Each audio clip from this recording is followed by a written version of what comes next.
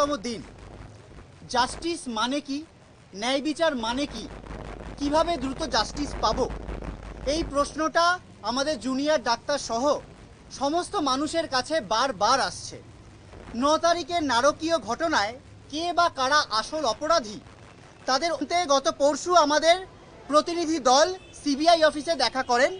আমাদের জানানো হয় যে যেহেতু তারা সুপ্রিম কোর্টে রিপোর্ট দিতে আইনত বাধ্য, তাই আমাদের বা মিডিয়া কাউকেই তদন্তের কোনো ব্যাপারে জানাতে তারা অপারগ। যদিও বহু মিডিয়াতে সিবিআই সূত্র থেকে পাওয়া বলে বিভিন্ন ন্যারেটিভ প্রচারিত হচ্ছে, যা সত্য মিথ্যা সম্পর্কে আমরা জানি না। কিন্তু ৯ তারিখের পর থেকে এতদিনের ঘটনাক্রম যে দিকে এগিয়েছে, তাতে আজ দিনের আলোর মতো পরিষ্কার যে জাস্টিস পাওয়ার পথে কারা কারা প্রথম থেকেই বাধা হয়ে দাঁড়িয়েছে এবং এখনও পরোক্ষভাবে হয়ে চলেছে। ৯ তারিখের পর থেকে কেটে যাওয়া প্রত্যেকটা মিনিটে আমরা অনুভব করছি যে justice delayed is justice denied, এবং যারা এই জাস্টিস পাওয়ার পথে বাধা সৃষ্টি করছে তাদেরকে অপসারণ না করলে আমাদের ন্যায় বিচার পাওয়ার দিকে আমরা এক পাও এগিয়েছি বলে আমরা মনে করছি না। প্রথমত, আমরা প্রথম থেকেই তদন্ত প্রক্রিয়ায় পুলিশি ভূমিকার সন্দেহের কথা জানিয়ে বিচার বিভাগীয় তদন্তের দাবি করেছিলাম। মহামান্য সুপ্রিম কোর্টের গত শুনানি থেকে আমাদের এই বক্তব্যই আরও দৃঢ় হয়েছে। সিবিআই কোর্টে জানিয়েছে যে ৫ দিন পর যখন তারা তদন্তের ভার পেয়েছে, তখন ইতিমধ্যে অপরাধের ঘটনাস্থল অল্টার্ড, যা কিনা তাদের তদন্ত প্রক্রিয়াকে অত্যন্ত কঠিন করে তুলেছে। এর দায় অবশ্যই প্রাথমিক তদন্তের ভার যাদের হাতে ছিল সেই পুলিশ এবং হাসপাতাল প্রশাসনের।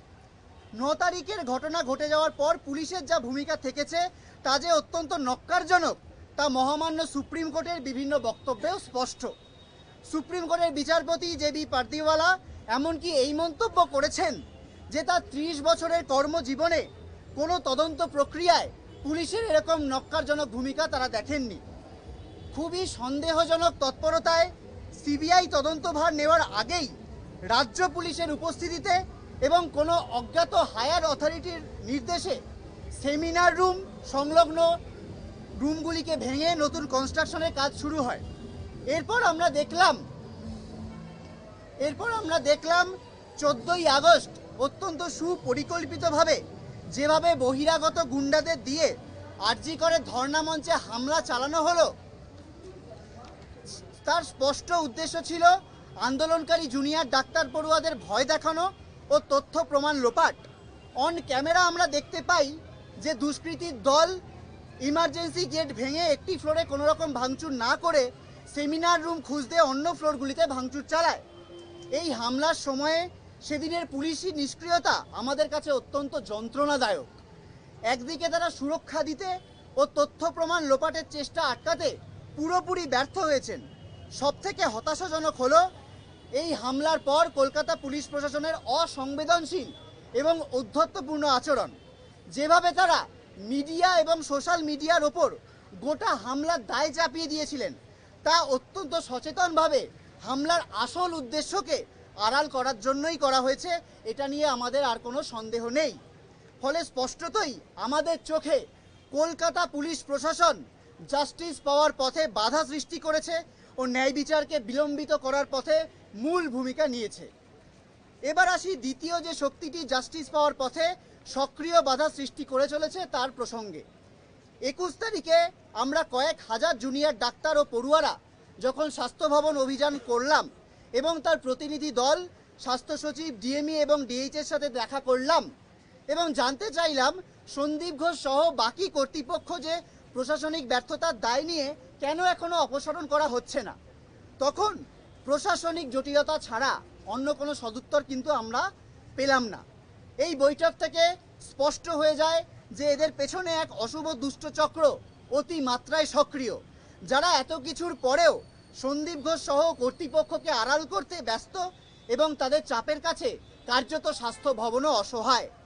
যদিও সেদিন রাতে আন্দোলনকারী ছাত্রছাত্রী এবং জুনিয়র ডাক্তারদের জোরের কাছে নথি স্বীকার করে বাকিদের বদলি করে দেওয়া হয়, কিন্তু যে সন্দীপ ঘোষকে এই ঘটনার জন্য সিবিআই টানা জেরা করে চলেছে এবং এমনকি আর্থিক দুর্নীতির জন্য তার যে তদন্ত সেটা সিবিআই কর্তৃপক্ষের কাছে রয়েছে, তাকে কেন তার বিরুদ্ধে কোনো কার্যকরী ব্যবস্থা স্বাস্থ্য ভবন থেকে কেন নেওয়া হচ্ছে না, এই বিষয়ে আমরা বুঝতে পারছি না।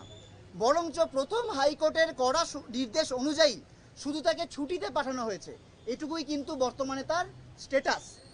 এরকম কোনো পদক্ষেপ কেন স্বাস্থ্য ভবন নিতে পাচ্ছেন না যে সমস্ত অভিযোগের নির্দোষ প্রমাণিত হওয়ার আগে অবধি তাকে সাসপেন্ড করা হচ্ছে? এটুকু করতেও স্বাস্থ্য ভবন বা স্বাস্থ্য মন্ত্রকের কী সমস্যা হচ্ছে? কে বা কারা তাদের বাধা দিচ্ছে? আমাদের কাছে এই প্রশ্নের উত্তর কিন্তু খুব একটা জটিল নয়। গত ৩-৪ বছর ধরে আরজি করে যে ভয়ের রাজনীতি চালানো হয়েছে, সন্দীপ ঘোষ অনুগত একটা অংশ ব্যাপকভাবে আর্থিক এবং অন্যান্য দুর্নীতি করেছে ও তাকে ধামাচাপা দেওয়ার জন্য যে দুষ্ট চক্র সক্রিয় ছিল, কেবল আরজি কর নয়, বিভিন্ন মেডিকেল কলেজে এই চক্র কিন্তু সক্রিয়। যারা কোনো অন্যায়ের প্রতিবাদ করলেই ডাক্তারি ছাত্রছাত্রী এবং জুনিয়র ডাক্তারদের ফেল করানোর ভয় দেখায়, শিক্ষকদের ট্রান্সফারের ভয় দেখায় এবং ট্রান্সফার করে। এই অংশটি একদম শুরু থেকে স্বাস্থ্য ভবনের প্রত্যক্ষ মদতে আমাদের এই ন্যায় বিচারের আন্দোলনকে থামিয়ে দেওয়ার চেষ্টার সাথে সরাসরি যুক্ত। কলকাতা পুলিশ ছাড়াও স্বাস্থ্য প্রশাসনের মাথায় রন্ধ্রে রন্ধ্রে জমতে থাকা এই কুচক্রী অংশটাও আমাদের জাস্টিস পাওয়ার পথে বাধা সৃষ্টি করেছে এবং করে চলেছে। এদেরকেও তদন্ত এবং বিচার প্রক্রিয়ায় আওতায় আনতে হবে। এবার আসি অন্য প্রসঙ্গে। বারবার বিভিন্নভাবে একটি ভুল বক্তব্য উদ্দেশ্য প্রণোদিতভাবে তুলে ধরা হচ্ছে যে জুনিয়র ডাক্তারদের কর্মবিরতির জেরে নাকি স্বাস্থ্য ব্যবস্থার বেহাল দশা হয়ে পড়েছে। এমনও বলা হচ্ছে যে কেন্দ্রীয় বাহিনী দিয়ে তো আরজিকর মুড়ে ফেলা হয়েছে, তারপরেও কাজে না যোগ দেওয়ার আর নাকি কোনো কারণ থাকতে পারে না। আমাদের বক্তব্য এই বিষয়ে আমরা স্পষ্ট করতে চাই। প্রথমত, প্রত্যেকটি কলেজে এমার্জেন্সি সহ সমস্ত বিভাগ কিন্তু চালু আছে। সিনিয়র ডাক্তারেরা বাড়তি দায়িত্ব নিয়ে কাজ করছেন, এমনকি আমরাও কাজে যোগদান করতে চাইছি। কিন্তু জাস্টিস পাওয়ার প্রশ্নে যারা বাধা সৃষ্টি করছে তারা যদি সক্রিয় থাকে, তাহলে কিভাবে আমরা ফিরব, কিভাবে সুরক্ষিত অনুভব করব?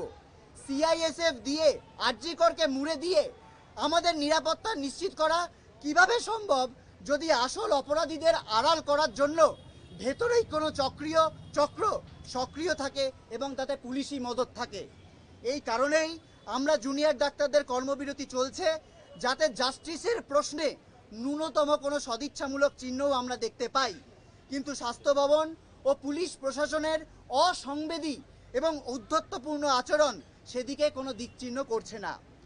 গত পরশু স্বাস্থ্য ভবন থেকে মেল করে হঠাৎ আমাদের জানানো হয় যে WBJDF এর প্রতিনিধি দলের সাথে তারা নাকি দেখা করতে চান। ক্লোজ ডোর একটি মিটিংয়ের আহ্বান জানানো হয়। আমরা জানাতে চাই, সকলের চোখের আড়ালে কয়েকজনকে ডেকে নেগোসিয়েশন করার যে অপচেষ্টা, তা এই গোটা দেশ জুড়ে ছড়িয়ে পড়া আন্দোলনের স্পিরিটকেই অবজ্ঞা করছে। তাই আমরা এই প্রস্তাবকে সযত্নে প্রত্যাখ্যান করেছি।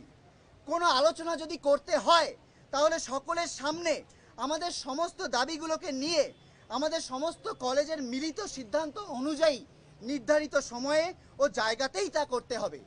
কারো চোখের আড়ালে বন্ধ করে সেটেলমেন্টের কোনো অপচেষ্টা, তা আমাদের আন্দোলনের যে নৈতিক অবস্থান এবং স্পিরিট, তার বিরুদ্ধে। আমরা চাই দোষীরা দ্রুত ধরা পড়ুক, ন্যায় বিচার হোক এবং ন্যায় বিচারের পথে যারা বাধা সৃষ্টি করছে তাদেরকে অপসারণ করা হোক, তদন্ত ও বিচারের আওতায় আনা হোক। আমাদের দাবিগুলো হলো: ১.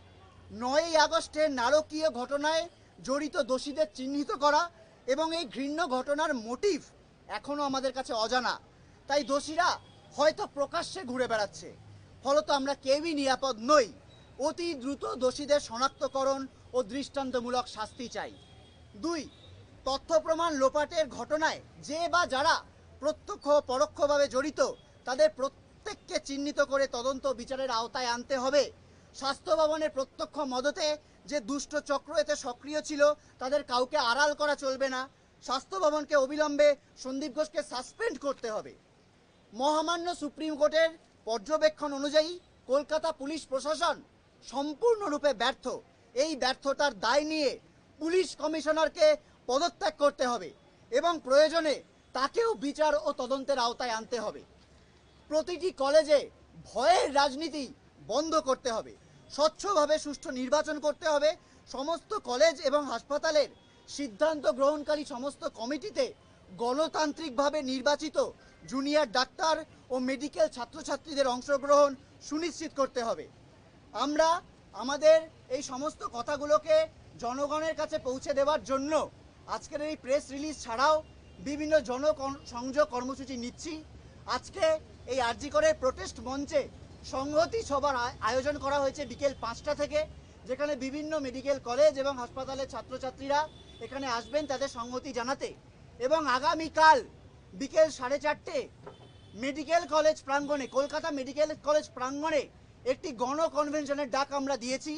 এক্ষেত্রে ক্লিয়ার করে নেওয়া দরকার, এর আগে গণকনভেনশনের একটি ডাক আমরা আরজি করে আয়োজন করতে চেয়েছিলাম, কিন্তু এখানে যেহেতু কেন্দ্রীয় বাহিনী এখানে উপস্থিত রয়েছে, তাদের একটি পারমিশনের বিষয় ছিল যে এরকম একটি বড় সভা করা যাবে কি যাবে না।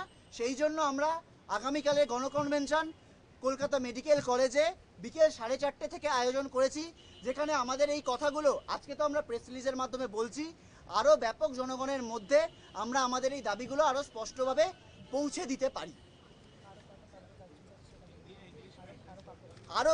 আরও বেশ কিছু জনসংযোগ এর মাধ্যম আমরা খুঁজে পেয়েছি। বিভিন্ন কলেজ তাদের নিজেদের মতো করে র্যালি তারা আয়োজন করছে, তারা সভার আয়োজন করছে, বিভিন্ন মেডিকেল পাবলিক আউটরিচ প্রোগ্রাম করছে, এবং সেগুলো প্রত্যেকটাই আমাদের মেডিকেল কলেজের কমিউনিটি যারা করছে তাদের প্রত্যেকের প্রতি ডব্লিউবিজিটিএফ এর সংহতি রয়েছে।